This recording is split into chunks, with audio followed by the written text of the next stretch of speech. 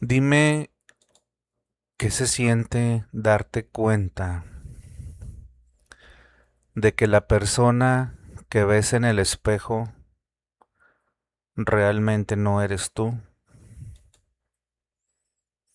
¿Qué se siente descubrir que tus arranques de coraje, tus silencios, tus silencios castigadores en pareja o esa maldita ansiedad que te quema el estómago a mitad de la noche no son parte de tu personalidad? No es que tú seas así, son un plagio, son una imitación, son la copia exacta del software defensivo de los adultos que te criaron. Vivimos actualmente en una cultura que nos obliga a amar ciegamente nuestro árbol genealógico, pero nadie te dice qué hacer cuando ese árbol genealógico, pues a leguas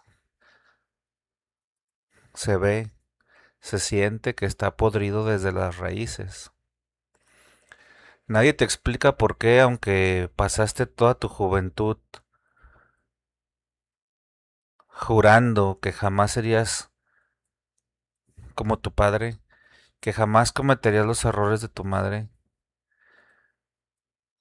Puede ser que hoy descubras que hay momentos que estás tratando a tus hijos, a tus parejas, con la misma distancia helada y el mismo rigor que a ti te partieron el alma. Porque la mente prefiere repetir un destino trágico antes que aprender a vivir en paz. Quédate conmigo en este episodio. Vamos a entender el mecanismo exacto por el cual repetimos cosas, por el cual nuestro inconsciente sigue traicionándonos, sigue pagando facturas de esas deudas emocionales interminables, que luego lo peor de todo es que nosotros nunca contratamos, ¿no? Se escucha duro, pero vamos a romper la lealtad ciega con el trauma familiar que tenemos. Y bueno, bienvenidos a Apuntes de Diván, a este nuevo episodio. Vamos a ponernos cómodos porque ya saben que venimos a hablar de psicología real, de tratar de acercarnos a la verdad sin anestesia. Entonces, continuamos en esta serie especial, la clínica de relato del libro Resiliente, donde estoy trayendo pasajes clave de mi libro, que por ahí ya lo he presentado en algunas ocasiones. Mi libro llamado Resiliente no es lo que viviste, sino lo que hiciste con ello. Vamos a recordar que vamos a extraer algunos pasajes de aquí, tratando de meterlos hacia la lupa psicológica y tratando de transportarnos a esas épocas y ver en qué condiciones psicológicas se encontraba nuestro objeto de estudio, que pues es el mismo autor de este libro y que, bueno, muchos de ustedes saben que soy yo, pero bueno, voy a tratar de no, de, como les decía el capítulo pasado, de no victimizarme, de no de salirme también un poco de la historia, tratar de hacer el análisis neutral y creo que a todos nos puede ayudar o servir espejearnos en él, ¿no? Desde un enfoque terapéutico, psicológico. Entonces, pero bueno, como me gusta hacer hincapié en esto de que no vengo a contar historias tristes para que luego nos den un aplauso o me des un aplauso o para que luego podamos llegar a sentir compasión. Hay que tratar de analizar el caso clínico, obviamente sin perder la parte humana. Y bueno, el caso que vamos a platicar, que vamos a desmenuzar es el capítulo 2, que en el libro lo nombré Infancia Invisible. Y aquí desmenuzamos un poco cómo se contamina la genealogía, el árbol genealógico a través de la pobreza, la violencia, que muchos de nosotros vivimos acá en el norte del país en muchas épocas, ¿no? Como hay muchos barrios con un ambiente muy peligroso, muy desfavorable, que la estructura material no nos permite o se nos hace muy difícil luego a la gran mayoría de los individuos salir de ese mundo. Entonces, eh, haciéndome también la reflexión de cómo es la estructura mental de los padres que nos criaron, que pues también en su momento estuvieron en modo supervivencia y qué herramientas necesitamos para desafiar esta estadística que digo, no sé cuál sea, pero es muy, muy, muy, muy baja de arrebatarle a la calle, ahora sí que la pluma de tu destino, ¿no? Entonces, seguramente muchos de nosotros en muchos momentos, ustedes se han sentido atrapados en un ciclo familiar que no podemos detener y, y bueno, voy a tratar de dar algunas herramientas para que esto pueda salir un poco mejor, ¿no? Entonces, bueno, literalmente voy a leer el capítulo 2 del libro, aquí lo tengo. Entonces, hay algunas palabras que luego no puedo decir porque me, me tumban los episodios o luego tengo problemas ahí para poderlos publicar. Entonces puede ser que no habrá algunas palabras o algún poco de contexto que no coincida con el libro, si algunos de ustedes ya lo tienen. Entonces, bueno, ahí voy a tratar de pegármelo más a la realidad, pero sí hay algunas palabras que están un poco fuertes que no puedo mencionar. Entonces, bueno, voy a... Es que luego sigo teniendo la duda si leerlo directo o desde acá de mi PDF, pero bueno, creo que es mejor directo, ¿no? Capítulo 2.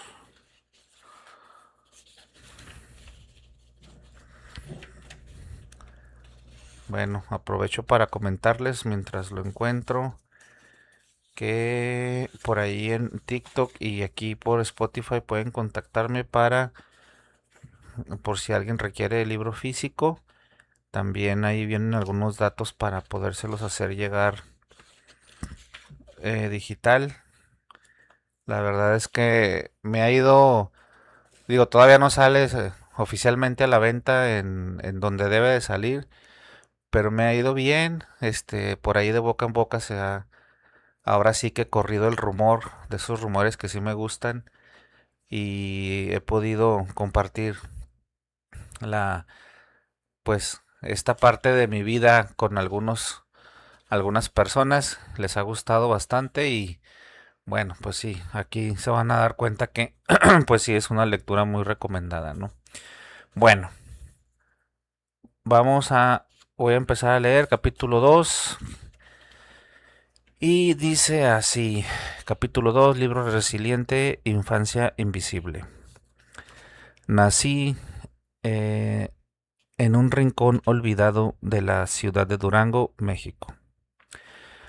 Uno de esos lugares donde el mapa parece deslavarse, desaparecer y las oportunidades difícilmente encuentran el camino de entrada. Mi barrio no era solo un conjunto de casas, era un ecosistema de supervivencia donde las calles, las calles eran rugosas, heridas por el maltrato y el tiempo.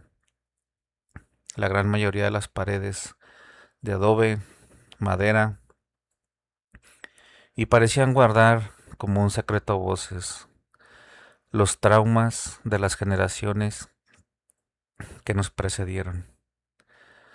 Desde mi más tierna infancia aprendí que la violencia y la pobreza no eran conceptos abstractos, sino sombras literalmente físicas que se cernían sobre mi familia, quitándonos el aire antes de siquiera aprender a respirar. Vivíamos en una casa de madera, lámina, un poco de ladrillo, una estructura modesta y desgastada que se mantenía en pie por puro orgullo o milagro, o prácticamente por testarudez. Tenía más agujeros en el techo que puertas funcionales y cuando las tormentas de Durango arreciaban, el agua no pedía permiso y se colaba por las rendijas, convirtiendo nuestro refugio en un escenario de cubetas y lodo. Esas noches eran las más complicadas, las más tumultuosas. El sonido del agua golpeando el suelo se mezclaba con los gritos y en innumerables ocasiones las peleas que llenaban el aire. No solo en mi hogar, sino en todo el vecindario. Eran gritos que se quedaban vibrando en las paredes, dejando cicatrices invisibles en mi corazón y en el de mis hermanos. Crecer ahí era vivir bajo un cielo perpetuamente nublado, bochornoso, y un ambiente cargado de una tensión eléctrica que te impedía inflar los pulmones por completo. Qué desesperación. Siempre estaba alerta, esperando el siguiente trueno, la siguiente bofetada del destino. En ese entonces los rayos del sol apenas lograban filtrarse por las grietas de nuestra casa, y en mi familia la luz era igual de escasa. De mi abuelo paterno no supe nada hasta que el frío de la muerte lo alcanzó. Al igual que mi padre, fue un hombre moldeado por la dureza de las calles, hombres de manos callosas y palabras cortas. Mi padre, por ejemplo, se vio obligado a abandonar la escuela a los 7 años. No fue por falta de ganas, fue por hambre. A los 5 años, comentaba él, platicaba, mientras otros niños jugaban, él ya estaba encorvado en los campos de Culiacán, Sinaloa, cosechando tomates bajo un sol que no tiene piedad. Esa carencia lo convirtió en un hombre de acero. De adulto fue albañil y pintor y aunque cargaba el peso del mundo en la espalda nunca lo escuché quejarse. Para él la violencia no era maldad, era su único mecanismo de defensa, era el lenguaje que había, aprendido entre golpes y frustraciones. Su manera de amar era áspera, silenciosa y muchas veces aterradora. Jamás sentí sus brazos rodeándome en un abrazo, ni escuché de su boca un te quiero. No hubo charlas de padre e hijo sobre la vida, el futuro.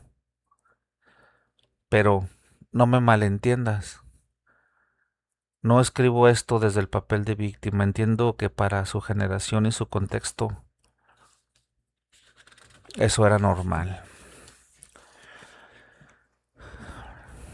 A su modo rudo, él me amaba, me defendía de los peligros externos con una ferocidad animal. Nos proveía lo básico, con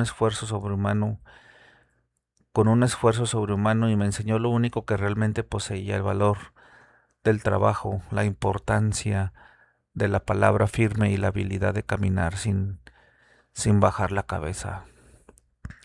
Me hacía sentir protegido, pero al mismo tiempo su sola presencia podía hacerme temblar de miedo. Mi madre era el contrapeso de esta fuerza bruta, aunque su vida no fue menos pesada, fue ama de casa, trabajadora doméstica y en sus ratos de respiro participaba en campañas de vacunación del Seguro Social. Su rostro frecuentemente era un mapa de tristeza y cansancio acumulado. Ella también venía de esa atmósfera de conflicto, aunque sospecho que no era del todo consciente de la magnitud de su propio trauma. Trabajaba jornadas interminables para que no nos faltara un bocado de comida y a pesar de su agotamiento crónico, su amor era la única constante en nuestro caos. Ella era la fe de la casa, una fe profunda, inquebrantable, en un Dios que muchas veces pensaba que parecía habernos olvidado, pero en sus oraciones se volvía real. Esa fe fue en más de una ocasión el único hilo que nos mantuvo a todos unidos cuando la vida intentaba desmoronarnos. Veníamos de la nada, mi madre tuvo 9 hermanos, todos músicos, mi padre tuvo otros tantos de los que apenas guardo recuerdos gratos. Nadie en mi linaje venía de dinero, de tierras o de grandes oportunidades. Éramos una estirpe de sobrevivientes, no de emprendedores. Crecí sintiendo el peso del pasado como una carga invisible pero constante, una herencia de deudas emocionales y carencias materiales. En medio de ese desierto de esperanza, mi mente se convirtió en mi santuario. Me refugiaba en la imaginación, creando mundos donde el techo no goteaba, las voces no gritaban. La escuela se volvió mi ventana al mundo, un lugar donde por unas cuantas horas al día sentía que podía ser alguien más que el hijo del albañil. Sin embargo, las voces internas, esas que heredamos de la calle, me atormentaban constantemente. Eres un inútil, no puedes. Tu familia siempre ha sido pobre. ¿Por qué tú serías distinto? Vienes de una familia violenta, nadie te va a querer. Pero dentro de mí, en un rincón que ni la pobreza ni los golpes pudieron tocar, ardía algo más grande, un deseo salvaje de transformar mi existencia. Sabía que nadie vendría a rescatarme y que tendría que pagar un precio altísimo por mi libertad. Sabía que tenía que caminar kilómetros bajo el sol para llegar a la escuela, desvelarme hasta que los ojos me ardieran y enfrentar duelos que me partirían el alma. Estaba dispuesto a fracasar una y otra vez, a llorar y a perdonar lo imperdonable, con tal de no quedarme en las sombras donde mi historia parecía estar escrita. Estaba decidido a desafiar la estadística y es aquí, en el barrio de Durango, donde realmente comienza la historia. Bueno, pues ese es el capítulo 2, Infancia Invisible. Y bueno, de acuerdo, entonces pasamos a el análisis de dentro de la teoría psicoterapéutica, básicamente en la contaminación de la genealogía, ¿no? Cómo llegamos a este punto donde hay ya demasiadas cadenas, demasiadas cosas que resolver. Entonces, si ponemos las cartas sobre la mesa, desde la psicopatología estructural, lo que ustedes acaban de escuchar no es una historia de, o sea, no es una historia tanto de pobreza material, que pues eso no es nada nuevo ni nada diferente a muchas familias mexicanas, ¿no? Es el mapa de un trauma transgeneracional ya prácticamente encargado, entonces ya prácticamente encarnado. Pues en psicología sabemos que el trauma no es un evento del pasado, el trauma es una herencia, ¿por qué no decirlo? Biológica y psíquica, mental, que altera nuestro sistema nervioso de generación en generación. Esto lo aprendimos recientemente en las materias que estudiamos de embriología, cómo el ser humano pues no solamente se forma de carne y hueso, sino estamos para poder tener una concepción de otro ser humano, necesitamos estar preparados no solamente física, sino mentalmente, ¿no? Entonces, como cuenta también ya no solamente la alimentación, la suplementación, todo lo que la mujer que está embarazada debe de tener, sino también es muy, muy importante el tema de las emociones, cómo te encuentras emocionalmente y todo este bagaje, válgame la redundancia emocional con el cual estás cargando, ¿no?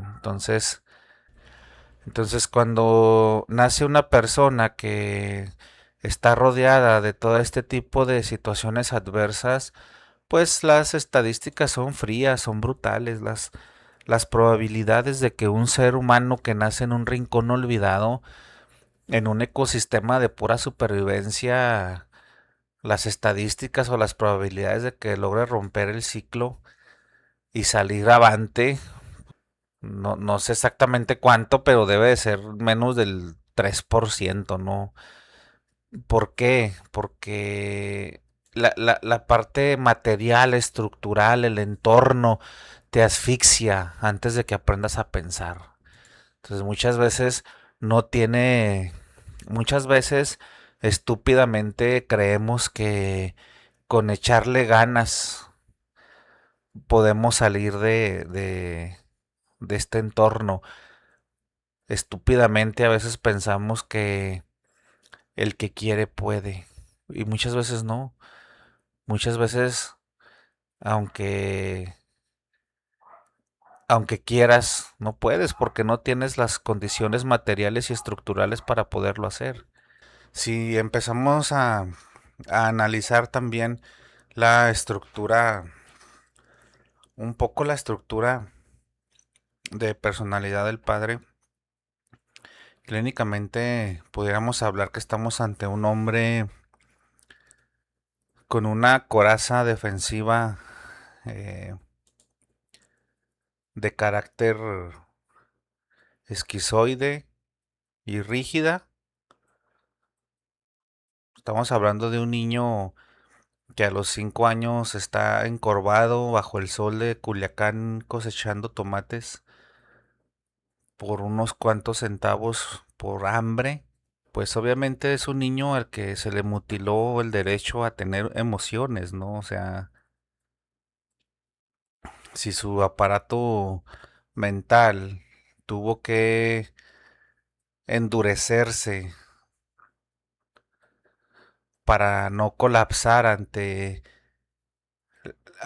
prácticamente esta hostilidad de vida que le hace perder su infancia, su inocencia, difícilmente iba a tener un desarrollo de vida normal. Entonces, si analizamos aquí al padre del autor, el padre de adulto, pues ese niño que empezó a trabajar desde chico se convierte en un hombre de acero, como lo menciona el autor, manos callosas, palabras cortas, serio.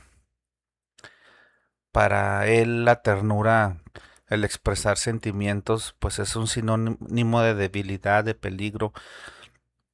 Su manera de amar es áspera, silenciosa, porque al final del día te defiende con una ferocidad animal, pero aquí encontramos una ambivalencia donde el autor menciona el tan solo su presencia también lo hace temblar de miedo.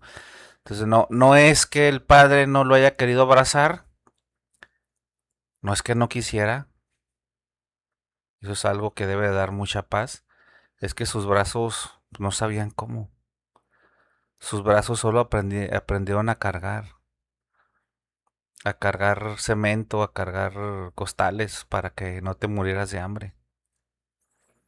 Entonces, desde la parte inconsciente, su agresión no es una maldad dibujada literalmente, porque es el único lenguaje que conoce el padre para interactuar con un mundo hostil, con un mundo que nunca tuvo piedad con él. Entonces, del otro lado, entra pues prácticamente la neurosis, la confusión, la ambivalencia, la estructura de la madre, que tiene el rostro transformado en un mapa de tristeza, que está actuando desde una neurosis reactiva con rasgos de despersonalización, prácticamente por una fatiga física y mental crónica, ¿no? Trabaja jornadas infinitas, limpiando casas ajenas, planchando, que mucho tiempo o muchas veces me tocó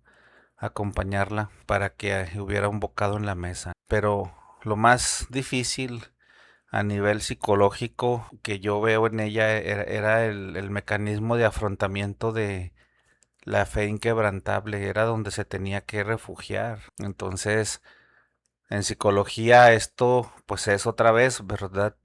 Para que su sistema no colapse, utiliza un mecanismo de defensa de sublimación mística, porque cuando la realidad externa, la realidad física, es un infierno de lodo, de barro en la casa, de agujeros en el techo, de gritos, de maltrato psicológico, físico. Llega un punto donde la madre no puede convivir con ello y se fractura y deposita todo en un costal, todas sus ansiedades, sus depresiones, sus inseguridades, todos los traumas, todo lo mete en un costal y le deja, tiene la necesidad de dejarle el control en un Dios invisible, ¿no? Entonces, ella de alguna manera es la que sostiene la cordura de la casa a través del ruego, a través de la oración, pero al mismo tiempo yo veo o veía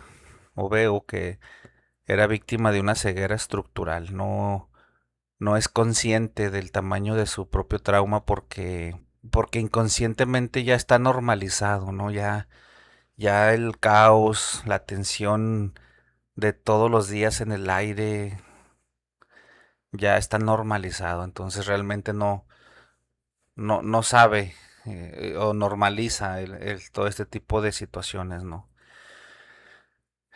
Bueno, y en el caso del autor, del niño, del adolescente de aquel tiempo, este, si nos trasladamos a los zapatos de él, yo quisiera razonar en imaginarse, imagínense, o me imagino, bueno, no, es que yo no me puedo imaginar porque yo lo viví, y luego se me hace difícil salirme del personaje, pero bueno, imagínense lo que pasa en el aparato mental del niño, ¿no? Que crece bajo ese, como dice allí la parte del libro, que crece bajo ese cielo perpetuamente nublado, bochornoso, que se, que se dificulta respirar, lo asfixia. El niño vivió en un estado de estrés tóxico crónico.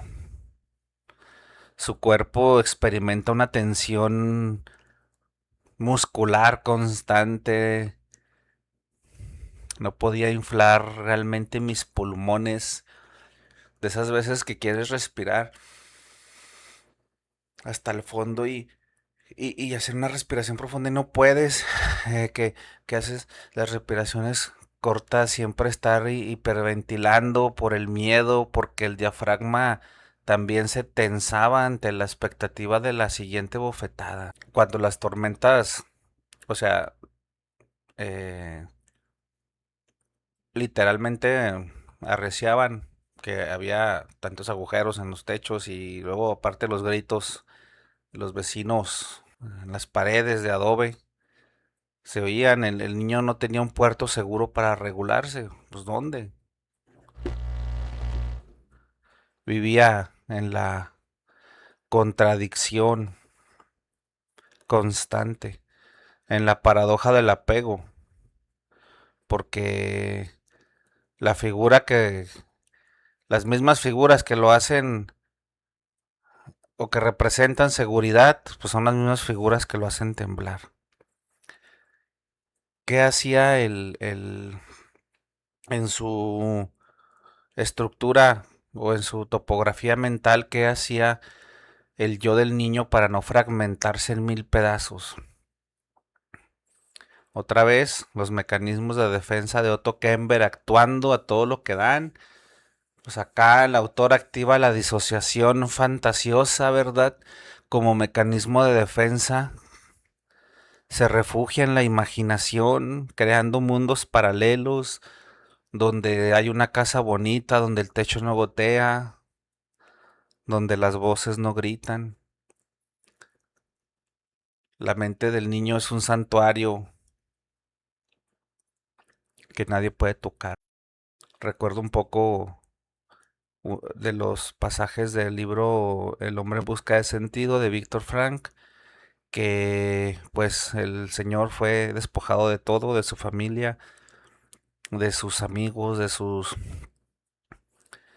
trabajo, de sus tierras, de su dinero, de su de su dignidad. Los alemanes le quitaron todo, pero había algo que no le podían quitar y era su santuario, su mente, su única ventana que tenía para imaginar algo distinto, que era lo que lo mantenía a flote, ¿no? Acá al autor era lo mismo, imaginaba mundos diferentes. Lo que se me hace interesante es que para él eran una fantasía, cuando realmente podían ser muy alcanzables.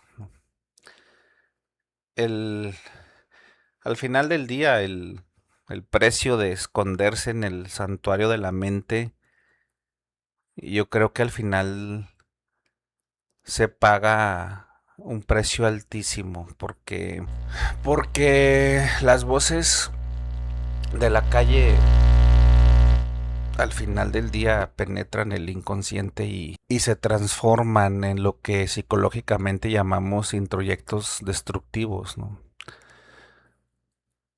O en vez de tener un super yo reforzado con la parte moral, con la parte estructuralmente, es que no quiero llamarle buena, la parte que nos hace regular el ello, se convierte en lo contrario, ¿no? Y se convierte en un super yo que en vez de contener, le generaba lo contrario. Entonces es como un tipo de super yo sádico, ¿no? Esas frases que el niño escucha adentro de eres un inútil, imaginando que la colonia o el barrio le hablaba, no puedes, tu familia es pobre, siempre ha sido igual, siempre va a ser igual.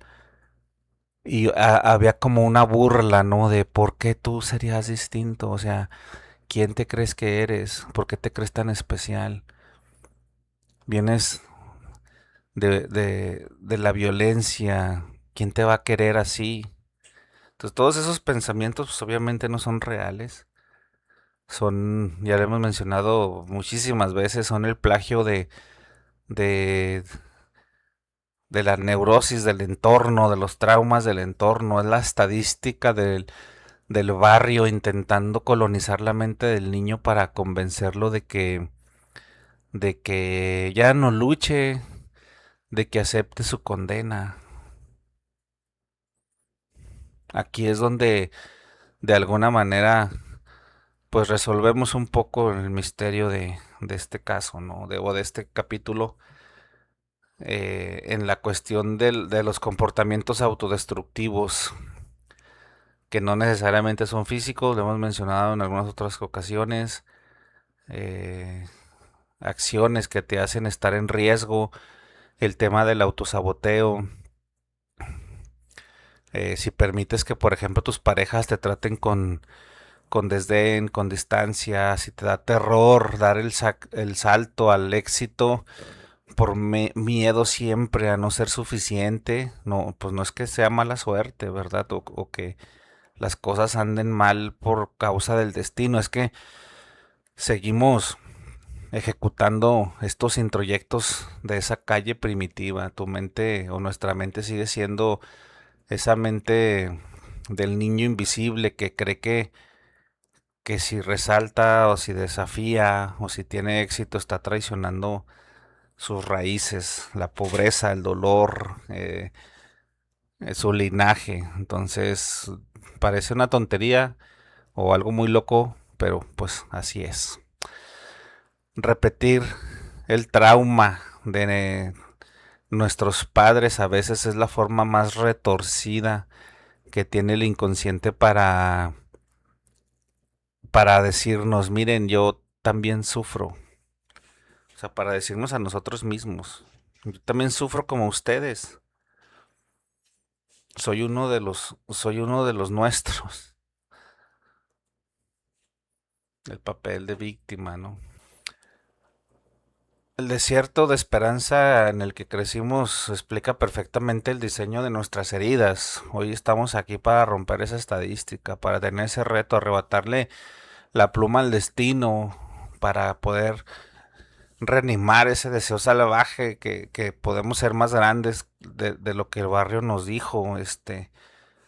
Llévense este par de herramientas para que nuestro proceso sea más llevadero, ¿no? Primero, haz una declaración de quiebra transgeneracional. La próxima vez que sientas que la culpa inconsciente de estar ganando más dinero, de tener una mejor vida, una relación más sana o de vivir en un lugar mejor, no escuches, detente.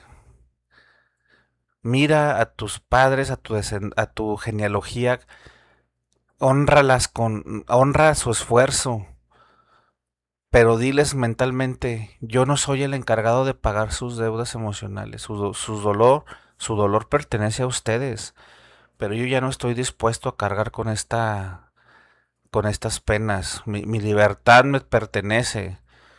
Rompe la lealtad con la tragedia familiar. Así llegarás a una madurez más sana que te pueda dar paz, ¿no? Segundo, identifica y expulsa las voces de la calle. Cuando aparezca el pensamiento de eres un inútil, no vas a poder, no discutas, o mejor cállate. Ponlo en una silla en tu mente, imagínatelo, y pregúntate, ¿esta frase nació de mis capacidades presentes o es el eco de las paredes del pasado? Aquellas paredes de barro que se goteaban. Entonces, en cuanto desenmascaras el introyecto negativo o cuando lo identificas como que, a ver, achis, pues esta no es mi voz, esto no soy yo quiero lo mejor para mí. Cuando realmente lo identificas, pues de alguna manera va perdiendo el poder sobre todo de escasez, y ahí puedes frenar un poco los pasos de esta voz, ¿no? Entonces también, ¿por qué no decirlo? Tienes que estar dispuesto a desvelarte hasta que los ojos te ardan, a enfrentar los duelos que te van a partir el alma y a perdonar lo imperdonable. Pero esto con un solo objetivo, no quedarte en las penumbras, en las sombras donde tu historia parecía o parece estar escrita. El barro de tu pasado es solo el piso firme donde vas a saltar después. Al principio de este episodio, como te lo he dicho otras veces, abrí un candado mental con una pregunta incómoda. Ahora cerremos este ciclo. ¿Estás viviendo tu propia vida o sigues ejecutando el guión de escasez que te heredaron en la infancia? Si es el guión heredado y tienes el permiso de prenderle fuego a ese contrato para empezar a escribir tu propia vida, tu propia maldita versión de ti. Muchas gracias por escucharme hasta aquí. Esto fue Apuntes de Diván. Psicología sin anestesia para entender su historia. En nuestra propia sesión vamos a hablar del capítulo 3, golpes que se heredan. Vamos a profundizar en la transmisión transgeneracional de agresión y trauma y vamos a ver cómo las manos callosas y los dolores no llorados en los campos de tomates terminan infectando las venas de las siguientes generaciones y cómo la psicología nos da herramientas para cortar esa cadena de tajo, ¿no? Recuerda, soy Paco Morán, recuerda siempre, no importa la mierda de pasado de la que vengas, lo único que verdaderamente importa es qué vas a empezar a hacer con ella a partir de hoy. Quédate conmigo, que se pondrá muy bueno la serie. Cuídate mucho.